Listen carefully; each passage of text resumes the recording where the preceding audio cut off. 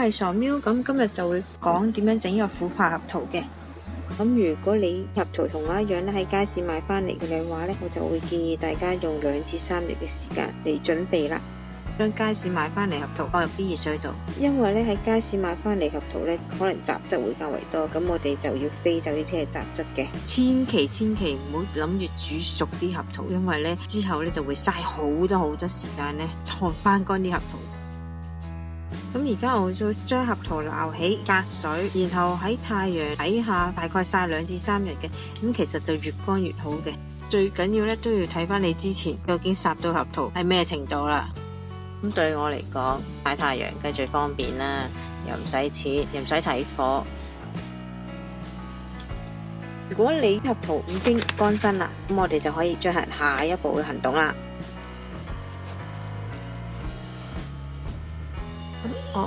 咁我哋可以開始入焗爐啦。焗爐大概140度，20至30分鐘嘅。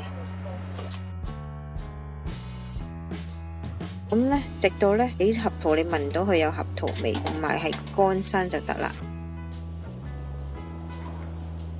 咁如果你話嫌麻煩嘅，都可以咧啲 supermarket 咧買啲烘乾咗嘅合桃翻嚟都得嘅。咁咧你就咁可以直接入爐噶啦。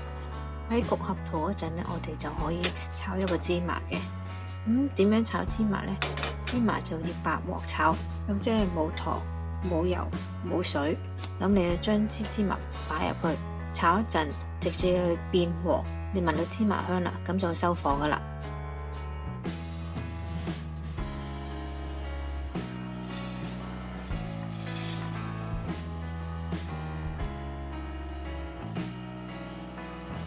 喺呢個時候，我哋可以將水、蜜糖同白糖倒埋一齊，然後煲至118度。咁如果你有溫度計，就更加好啦。當蜜糖咧去到118度，咁我哋就即刻熄火，將仲係溫暖嘅合桃就即刻倒入去。跟住就開始攪啦。咁喺個 recipe 之中呢，其實見到我合桃嘅份量係唔多嘅，係因為呢我個爐係超級細嘅，所以呢係唔能夠一次過整好多合桃嘅。咁所以呢，呢一個184 gram 合桃呢係啱啱夠我一 tray。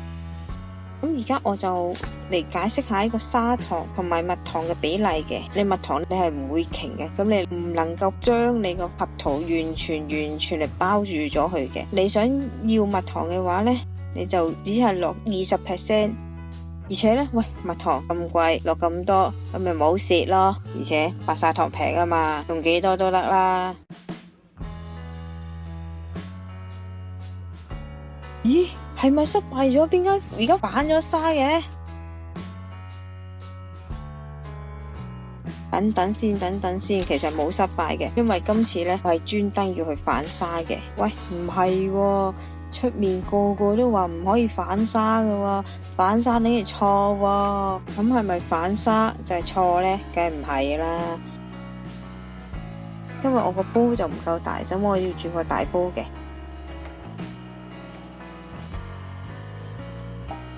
當我反沙咗佢之後呢，咁啲糖呢，其實可以將個合桃呢完全包實咗佢嘅。喺煲入邊每一粒嘅合桃咧，你都可以完全包實咗佢嘅。喂，咁我而家係煮琥珀合桃，唔係反沙合桃喎。當你見到啲糖已經反沙咗之後咧，咁你就可以較翻細火，咁咧你就會見到啲糖係其實會開始溶嘅，而且咧佢會開始變焦糖色嘅。咁喺呢個時候咧，就千祈唔好再好大力咁樣快速咁攪桃啦，因為咧否則佢就會再次反沙同埋再次結晶嘅。咁我只要係開細火，等佢慢慢溶，我哋要慢慢攪 caramel 咗啲糖咧就 OK 噶啦。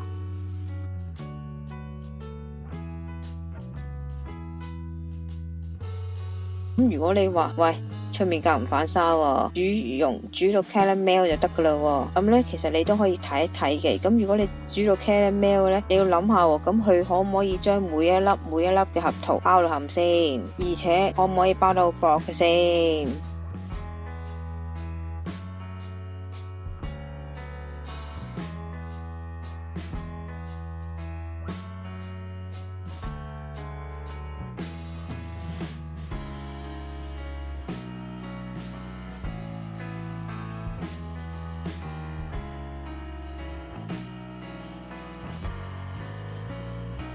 而家我就落咗一注鹽啦，大概2至3 gram。其實鹽嘅作用呢，係為咗你食起嚟呢就冇咁死甜，味道呢就會有啲層次感。呢個時間你可以落埋芝麻落去嘅，咁芝麻多少就視乎你中意食多少芝麻啦。咁我而家就過 tray 啦，然後呢就盡快將佢哋每粒分翻出嚟，就唔好俾佢黐埋一齊啦。喂，咁而家係咪已經完成啦？掉落個 tray 度，你又聽到咯咯聲嘅喎，咁即係代表已經 OK。陳糖敲落個 tray 度嘅咯咯聲嘅啦，再切入焗爐，焗爐係110度，大概1至2個鐘啦。咁如果你之前個合桃係焗得唔夠乾嘅話呢，呢個係最後一個機會將合桃大部分嘅水分抽走嘅。不過呢，時間就會更加耐嘅。我而家攞一粒上嚟俾你哋睇下。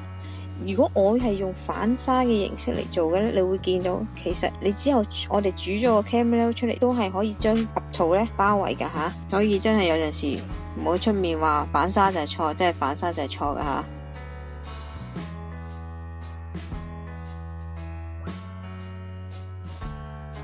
點樣為之好嘅琥珀合桃呢？糖要夠脆身啦，而且你咬入去呢都係要夠乾身嘅。